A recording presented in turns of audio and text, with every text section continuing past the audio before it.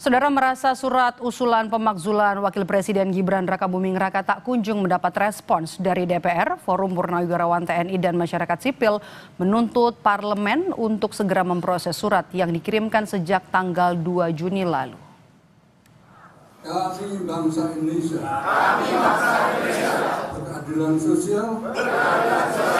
Bagi seluruh rakyat Indonesia.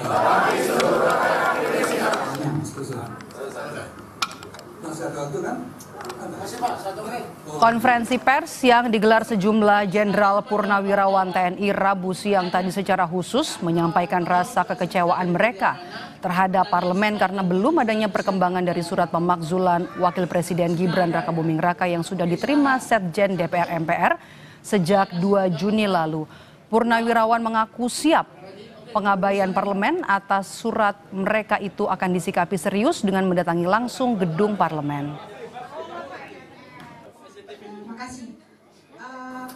Setiap perbuatan yang TNI mantan TNI harus atas dasar kebenaran profesi. Jadi atas dasar doktrin yang ditanamkan sejak kita masuk. Maka kita sekarang ini mencoba untuk melakukan penyelamatan bangsa dan negara. Nah, kalau sudah kita dekati dengan cara yang sopan, tapi ternyata diabaikan, nggak ada langkah lagi kecuali kita ambil secara paksa.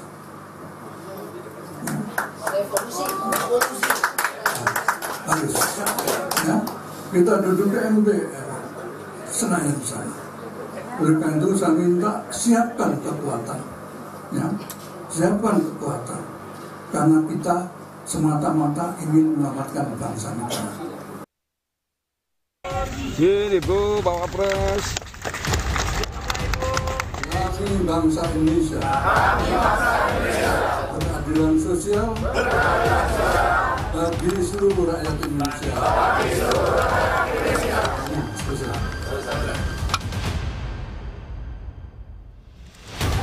Genap 1 bulan sejak surat usulan pemakzulan Wapres Gibran Rakabuming dilayangkan ke DPR dan MPR, sampai saat ini belum ada kejelasan. Jadi tidaknya DPR MPR memproses kelanjutan surat yang ditandatangani 4 Jenderal Purnawirawan TNI itu. Terbaru, Ketua DPR Puan Maharani mengaku dirinya belum melihat surat pemakzulan Gibran. Namun, politisi PDI Perjuangan itu berjanji dirinya akan berkoordinasi dengan Sekretariat Jenderal MPR maupun DPD untuk memutuskan kelanjutan surat usulan pemakzulan Gibran.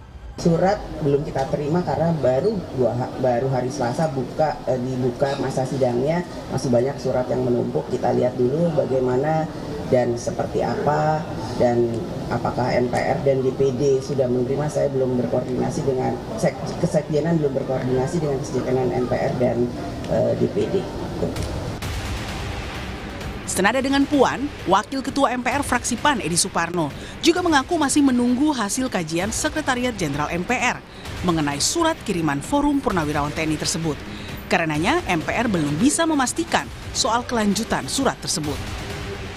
Kami juga sudah menerima surat itu, tentu kita sedang menunggu hasil kajian dari Sekretariat Jenderal MPR tentang tindak lanjut atau permasalahan yang memang menyangkut surat tersebut. Sebelumnya, sang ayah yang juga Presiden ke-7 Jokowi pernah menekankan soal pemakzulan yang ditujukan kepada putra sulungnya itu.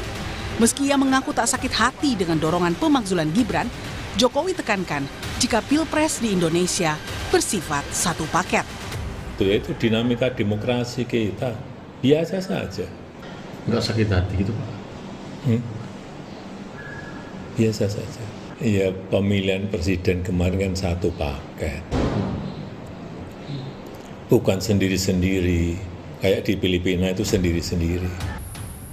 Selain 2 lembaga legislatif yang memilih irit berkomentar, Presiden Prabowo juga sampai saat ini tidak pernah menanggapi secara langsung gejolak usulan pemakzulan yang diusulkan para sesepuhnya di TNI itu. Tim Liputan Kompas TV.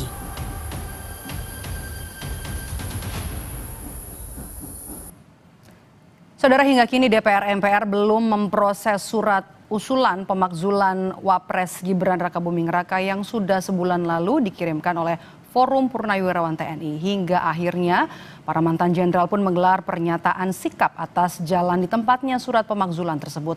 Kita akan bahas petang ini soal pemakzulan Gibran bersama dengan ahli hukum tata negara yang tadi juga turut serta dalam pernyataan sikap di Konvers Forum Purnawirawan TNI. Ada Bung Refli Harun yang bergabung bersama kami lewat sambungan Zoom dan juga sudah hadir di studio Orange Kompas TV Palmerah Wakil Ketua Umum Jokowi Mania Bang Andi Aswan. Selamat petang Bang Andi. Selamat sore Mbak Mai, selamat sore pemirsa Kompas TV Petang, semangat. Oke, ini Bung Refli sudah bergabung juga ya bersama kami lewat sambungan Zoom. Kalau kita lihat tadi Anda ikut, tadi Anda ikut dalam Konvers Purnawirawan. Apa yang sebenarnya pesan utama yang disampaikan dalam pernyataan sikap tadi? Ya, kan yang bicara banyak ya. Ada dari Purnawirawan, ada dari tokoh masyarakat. Saya kebetulan diundang, makanya saya datang. Intinya mereka mempertanyakan kok surat mereka tidak atau belum ditanggapi seperti itu. Itu administratif, tapi secara substantif mengemukakan hal-hal yang terkait dengan soal eligibilitas, kenapa seorang Gibran Rakabuming Raka harus dimaksudkan. Jadi ini bukan hanya soal prosedur tapi juga substansinya, begitu. Bukan hanya prosedur tapi juga substansi. Tapi kalau kita mendengar jawaban dari dua pimpinan lembaga baik Puan Maharani ataupun juga Edi Suparno dari MPR, kemudian mereka belum membaca surat tersebut. Kemudian Puan juga tadi sempat bilang surat masih menumpuk. Kalau Edi Suparno juga tadi sempat bilang masih akan menunggu sikap dari Kesekjenan. Anda membacanya seperti apa? Apakah ini hanya untuk menghindari atau sebenarnya yang tidak kita lihat ada perbincangan antara dua lembaga ini? Iya, sebenarnya kan kalau kita bicara mengenai pemakzulan Gibran, kita lepas dari soal prosedur dan substansi yang saya katakan tadi ya, walaupun belum saya elaborasikan. Kan ini sangat bergantung kepada konstelasi politik, kemauan politik para elit sesungguhnya. Jadi kalau misalnya surat disampaikan kepada DPR, itu kan lebih pada karena prosedur ketatanegaranya seperti itu. Kalau surat disampaikan kepada MPR karena ujungnya nanti di MPR, ujungnya ya, bukan di depan. Tetapi jangan lupa bahwa yang namanya pemberhentian atau pergantian seorang presiden dan wakil presiden itu bisa dengan dua pintu paling tidak. Satu, pintu pemakzulan atau pemberhentian. Kedua, pintu pengunduran diri. Dan pengunduran diri itu bisa karena eskalasi juga seperti yang terjadi pada Presiden Soeharto Mei 1998 kan. Sehingga intinya adalah kalau saya baca dari Purnawirawan itu, ya mereka menganggap bahwa Gibran tidak layak memimpin Indonesia, satu. Dan selain itu juga ada pelanggaran-pelanggaran yang bisa dianggap memenuhi artikel of impeachment sebagaimana diatur dalam pasal 7A Undang-Undang Dasar 1945. Antara lain perbuatan tercela antara lain. Misalnya Fufu Fafa itu dianggap Roy Suryo tadi hadir juga. Dia yakin 99,9% itu adalah milik Gibran Rakabuming Raka dan Gibran tidak mengakui sampai sekarang. Maka tadi saya juga sampaikan sesungguhnya dia melakukan kesalahan pertama adalah kebohongan publik ketika menjabat sebagai wakil presiden tidak mengakui akun Fufu Fafa. Kedua, sebelum dilantik ya kontennya sangat bermasalah akun itu. Itu satu contoh ya. Contoh lainnya ada yang menyebutkan soal dugaan korupsi, soal kemampuan untuk menjadi seorang pemimpin ya, syarat jasmani dan rohani. Ada juga yang mengatakan soal putusan MK tapi tidak terkait lagi dengan proses pemilu tetapi terkait ada dugaan itu yang termasuk dalam poin-poinnya ya, Bung Refli. Tanggapannya, ya, poin-poin yang mengemuka adalah press conference tadi ya. Ya, terima kasih Mbak Mai ya. Kalau kita melihat apa yang diinginkan oleh ayahanda para purnawirawan ini adalah kehendak sepihak gitu lah.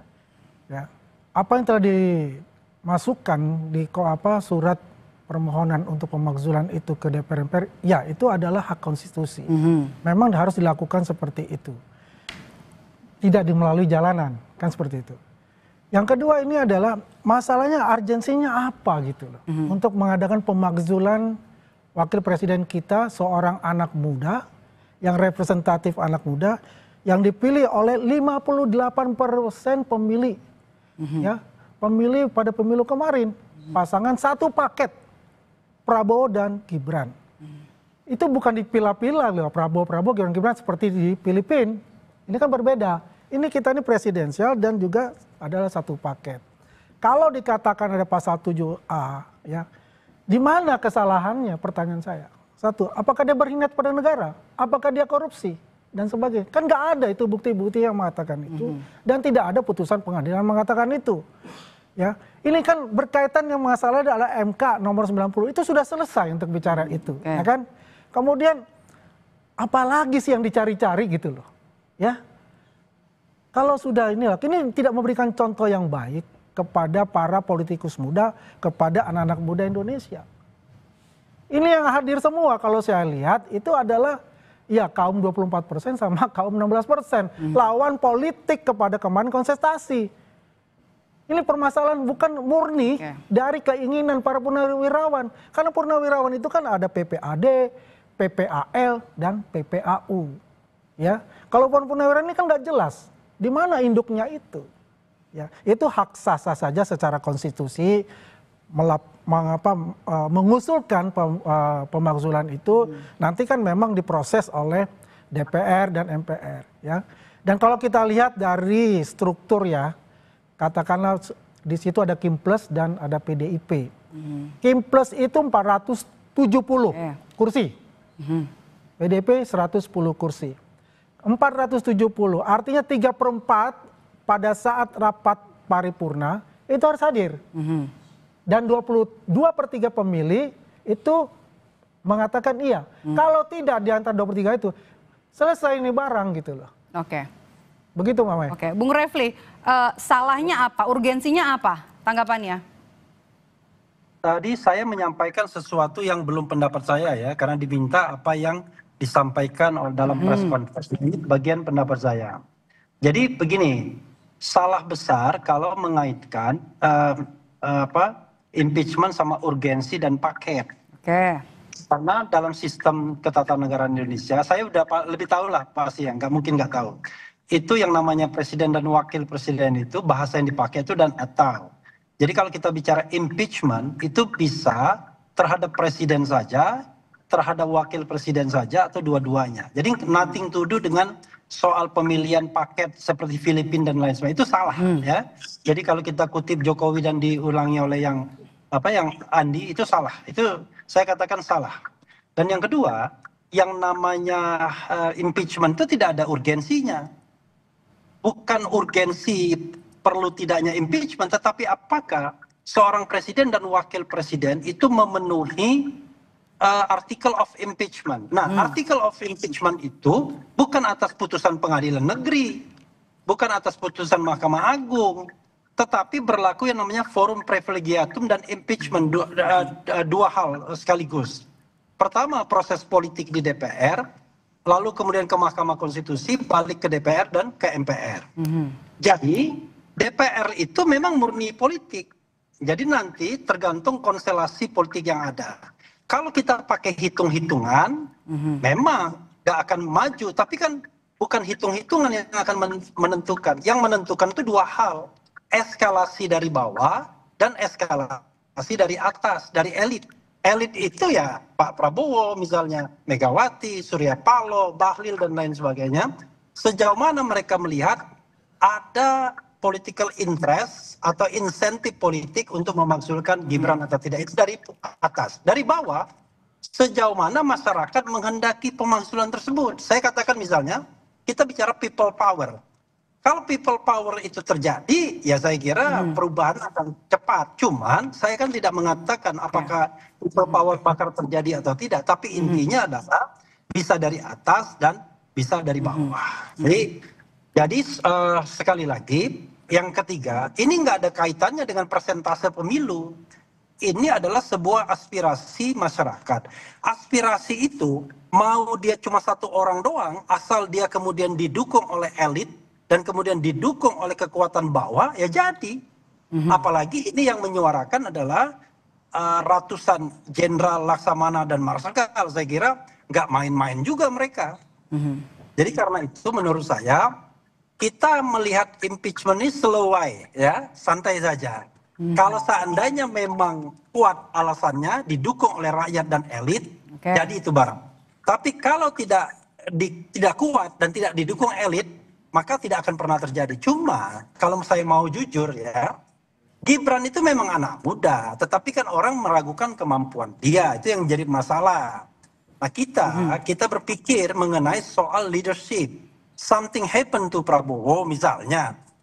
Kemudian itu yang muncul di dalam press conference tadi. Apakah sanggup perahu sebesar ini dipimpin oleh anak muda? Oke, kita sudah dapat poinnya Bung Refli. Bung Refli, saya mau ke Bang Aswan. Bang Aswan, kalau kita lihat peta politik di parlemen, sebenarnya apakah ada Anda melihat pemakzulan Gibran ini berpotensi bakal dilanjutkan? Ya, menurut saya tidak akan dilanjutkan itu. Itulah bunga-bunga dari demokrasi ya. Memang benar kata Mas Refli tadi ya. Di dalam undang-undang tata tertib di DPR RI memang setiap surat yang masuk harus dibahas. Tapi urgensinya bagaimana kan tergantung dari sekwannya ya, sekretaris Dewan di DPR RI itu. Ya.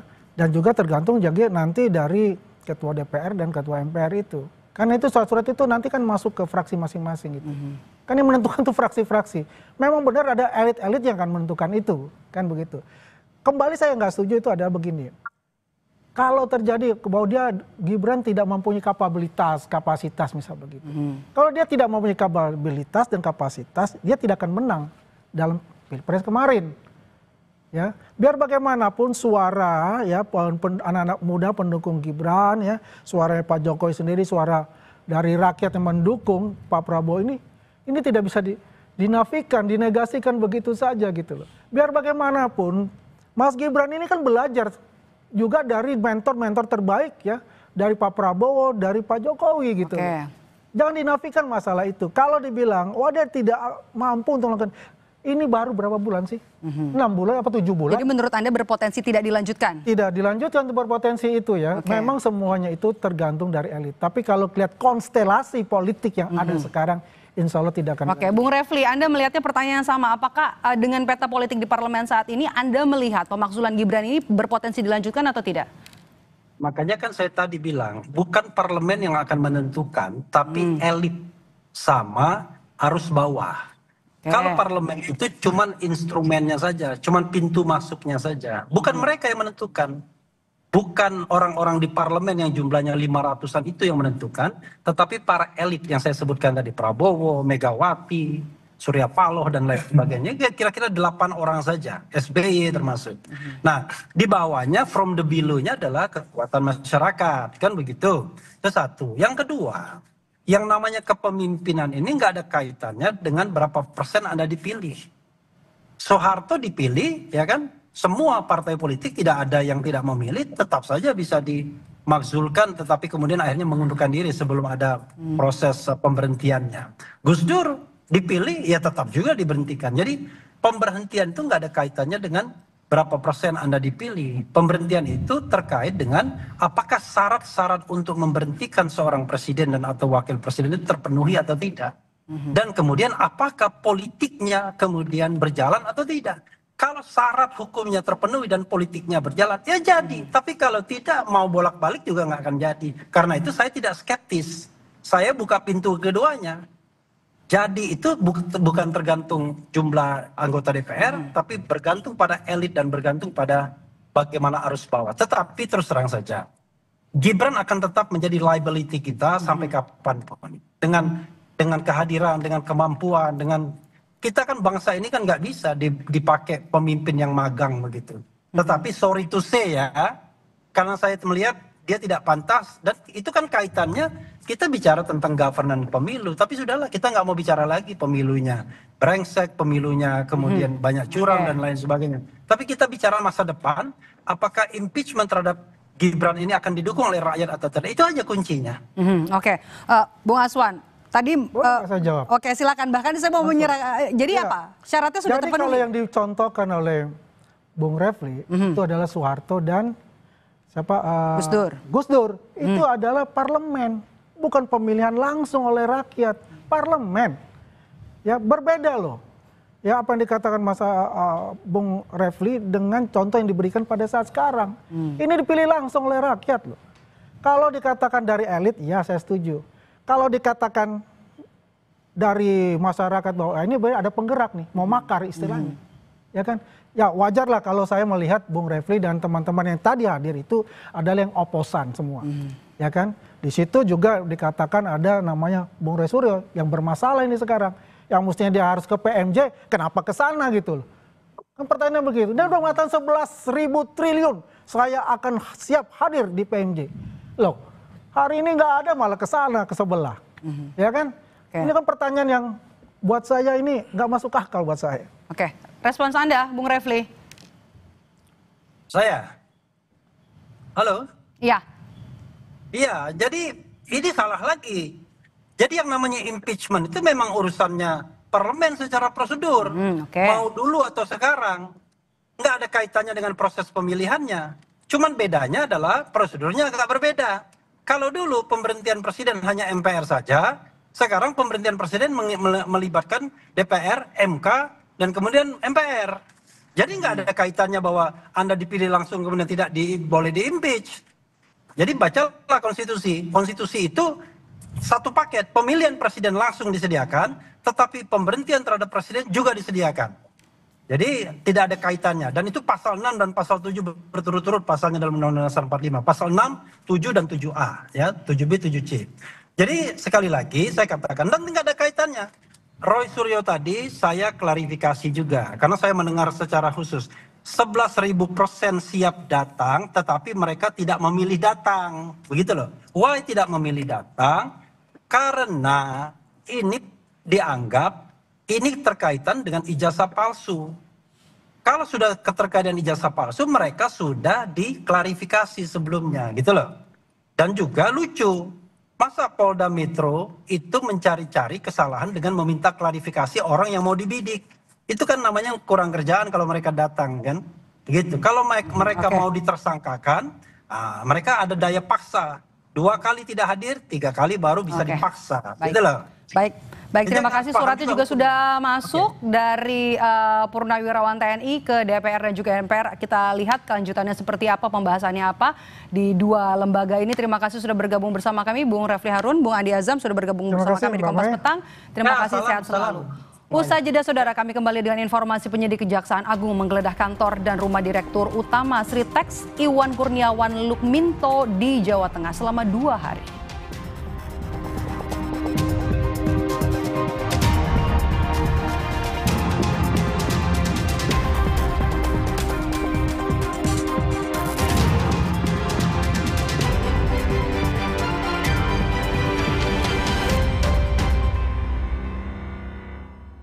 Angka